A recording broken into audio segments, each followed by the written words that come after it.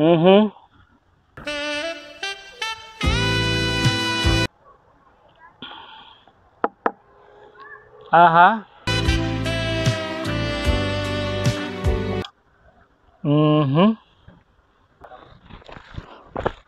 Alam ko magtatagpo rin kami nitong Suzuki SkyDrive crossover mga brothers on the wheel. As you can see mga brothers, binago na ito ng may-ari dahil ginawa niya ito ng parang scrambler look touch. Ayan, makikita nyo naman, meron na siya ditong custom headlight grills.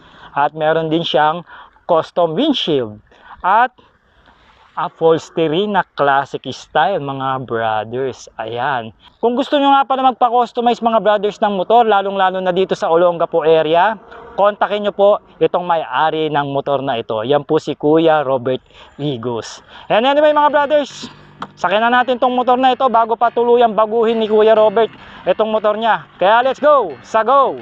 Get ready. Drop the beat.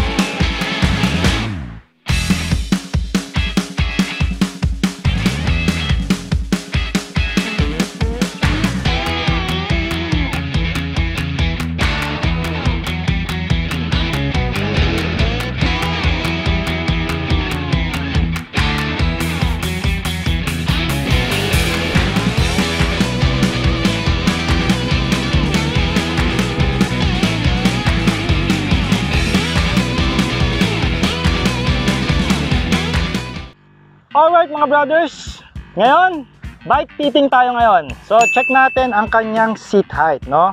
So meron na siya mga brothers na 740mm na seat height and also ground clearance na 150mm. Ayan po ang itsura ng isang 5'4" in height and also 50 kg na rider. Ayan po, no? So unahan ko na kaya mga brothers, maliit lang po ako at skinny build. Yan. Ayan, nakikita nyo naman, lapat na ang aking paa dito sa motor na ito. So ito yung maganda sa Suzuki SkyDrive series nila, yung sports at saka itong crossover, mababa lang talaga yung seat height, around 740 lang, no? Talagang goods na goods siya para sa mga average Filipino rider. And also napakagaan lang ng motor na ito mga brothers dahil ang kanyang curb weight, alam nyo ba, is 94 kg. Alright, so check naman natin yung kanyang seating position. As you can see mga brothers, naka-adjust yung handlebar nito dun sa may-ari. Naka-forward siya konti. Pero ganun pa man, no, ang ganda, no, yung setup ng naked handlebar niya, mataas at nagbibigay sa akin ng upright riding position. Ayan, makikita nyo, no? Ayan, straight body tayo para kunwari hindi kubado. O, di ba? And also yung turn radius niya, o yan, mapakalaki oh, tamang-tama ito lalo na pag nag-off-road riding ka na and also pagka nagmamanubra ka sa mga masisikip na lugar, eh hindi ka pahihirapan itong SkyDrive crossover mga brothers. Tapos ang iyong legroom dito, ayun oh, malaki oh. Di ba? So kung mahaba kang rider o mataas kang rider, sabihin natin mga 5'5" ka pataas, pwede ka pang umusog dito konti sa bandang likod ng upuan. Then meron ka pa ng mga space dito para sa iyong sa angkas. No problem pa rin, no? Maganda. At ang size po ng boots ko mga brothers is 8. Ayan, makikita nyo naman may konting space na lang. Siguro kahit mga size 9, 10, 11, 12 kayang-kayang accommodate nito nga kanyang floorboard. And also makakapaglagay ka pa rin naman dito ng dalahin, especially yung mga bags natin dahil meron siyang utility hook. So for the bike fitting mga brothers, approve itong SkyDrive crossover ng Suzuki. Alright mga brothers, nakasakay na tayo ngayon dito sa Suzuki SkyDrive crossover. Ayan. So buksan na natin. Wow, ganda ng kanyang digital meter panel, no? So negative style po ito, ibig sabihin black and white siya. So ganun, no? So meron tayo dito makikita na speed meter mo, kilometers per hour. Yung tinakbo mo, odometer, so meron itong 3,200. Good thing meron kang clock. And also, meron ka ring fuel meter. So, sa mga ano ba? Sa mga indicators, meron ba siyang high beam indicator? Nandito. Yan. Left. Okay, nandito sa left. And right, nandito sa kanan. Good thing, no? Ayan, no? Ano pa ba meron siya? Meron siyang engine check. Nakikita ko. Nandito yung kanyang select. And also yung adjust kung gusto mo siyang bagu-baguhin. Alright, so ngayon patakbuhin na natin para sa ating first impression ride dito sa motor na ito, no? So ito nga, no, hindi siya naka smart motor generator o silent starting. So pag nag-i-start ka, may kaingayan lang siya, no? Pero para sa akin, hindi man ito deal breaker, okay lang naman 'yun, no? Yun lang, kung tatakas ka, hindi siya talaga pwede.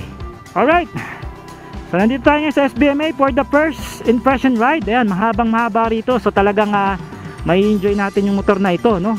At maghapon nating magagamit. At kahit pa paano, nakisama sa atin ng panahon. Maraming salamat, Panginoong Diyos.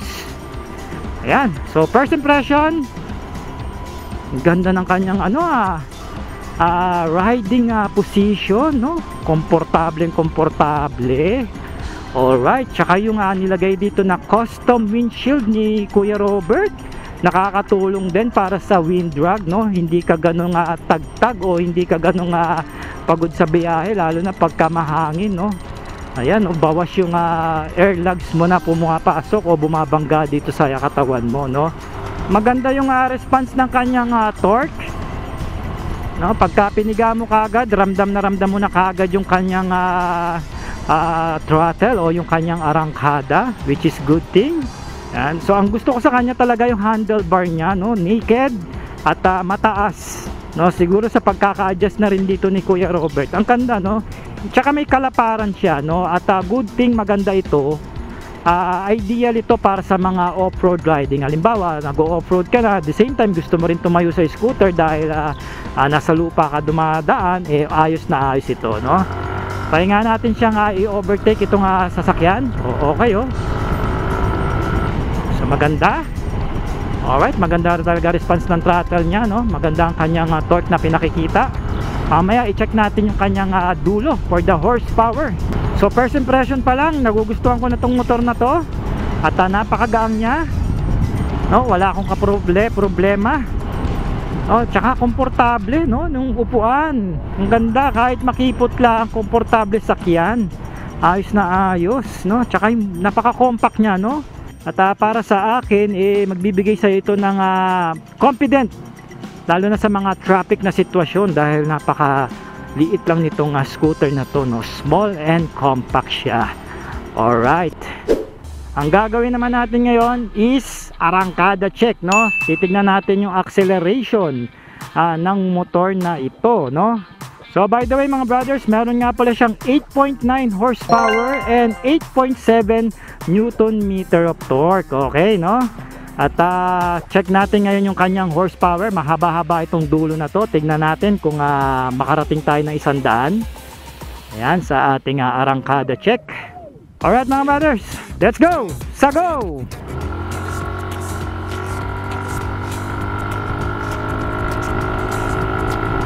Ilang segundo kaya bago natin ma-reach kung magkakaroon tayo ng 100 km per hour na takbuhan. Lakas okay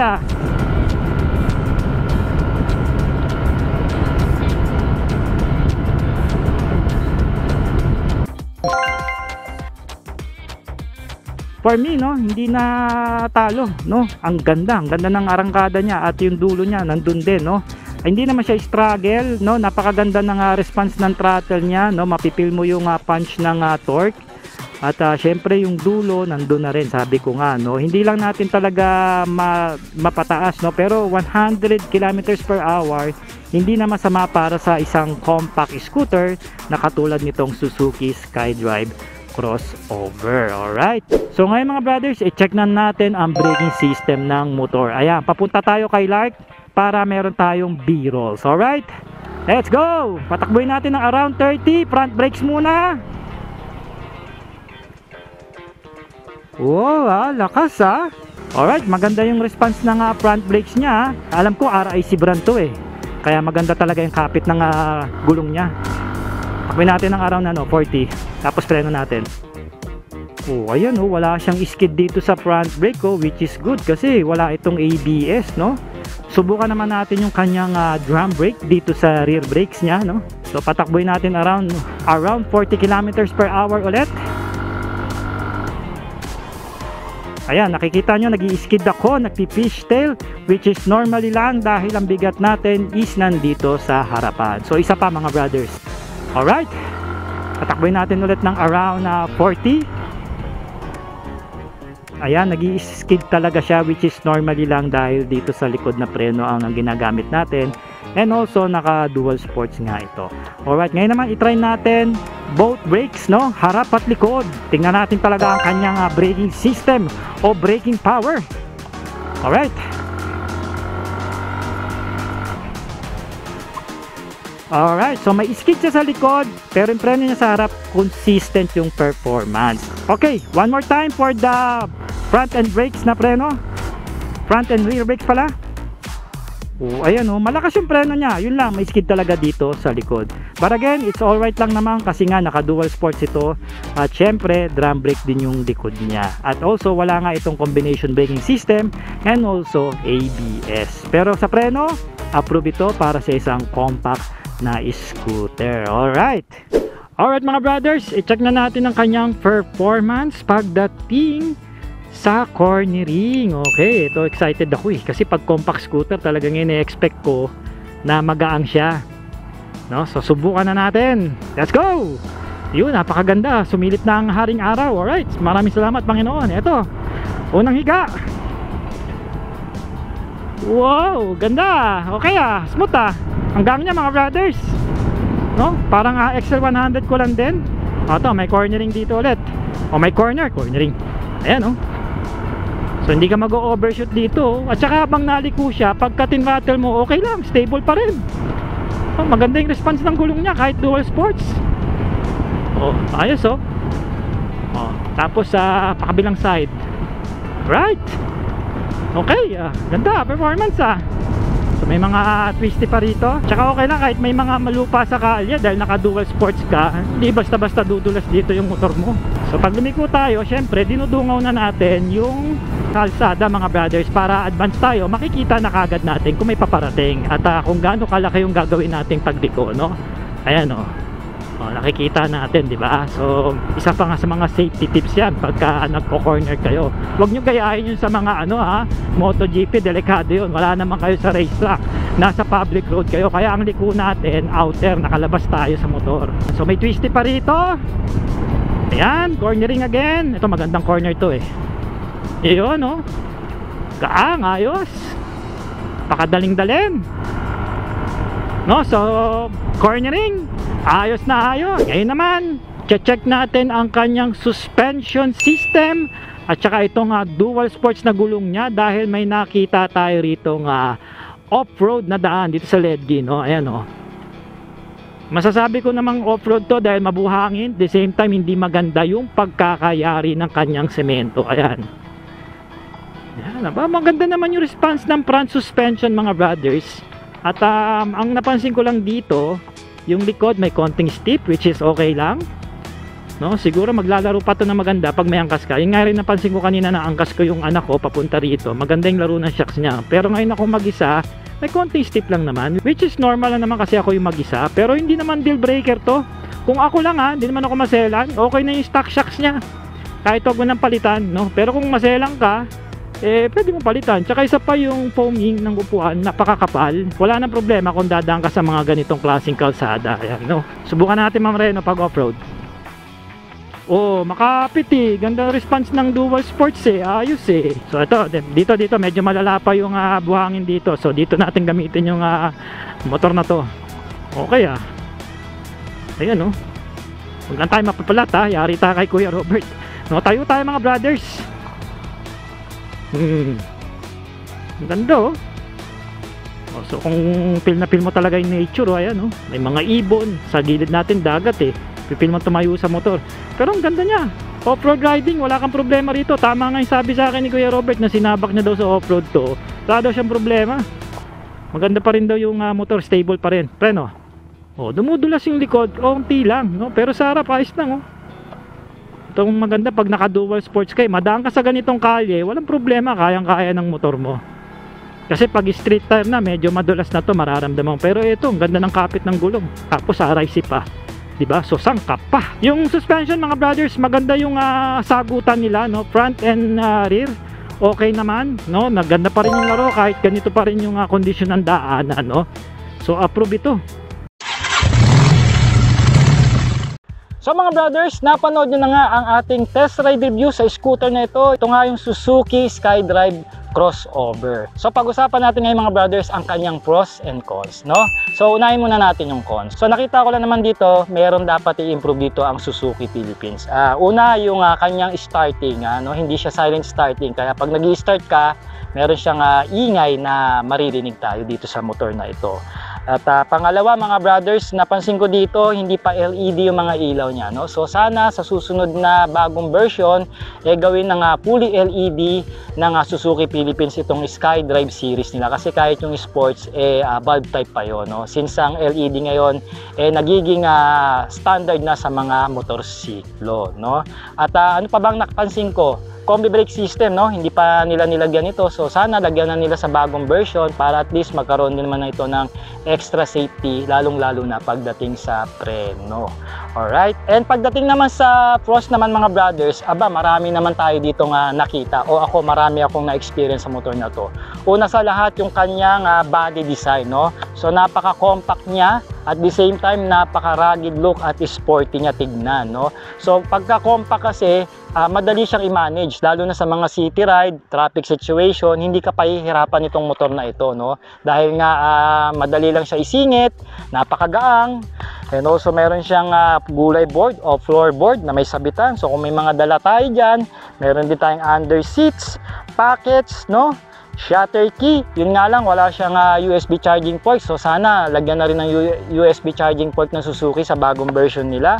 Pero yung naked handlebar dito, napaka okay nito dahil ito ay ideal talaga para sa isang off-road riding, since ang motor na ito mga brothers is a dual sports scooter, no? So I think panghuling-huli mga brothers, napakatipid nitong scooter na ito, no? So meron nga siyang technology ng Suzuki na Suzuki Eco Performance, no? For more power and less fuel. Okay? So sa mga Suzuki crossover o SkyDrive crossover na owner dyan, magingay naman kayo, at kung gusto nyo pang dagdagan yung mga inputs natin dito sa motor na ito, please comment down below. So at saka mga brothers, ano pa ba yung mga gusto nyo pa-test ride sa ating motor?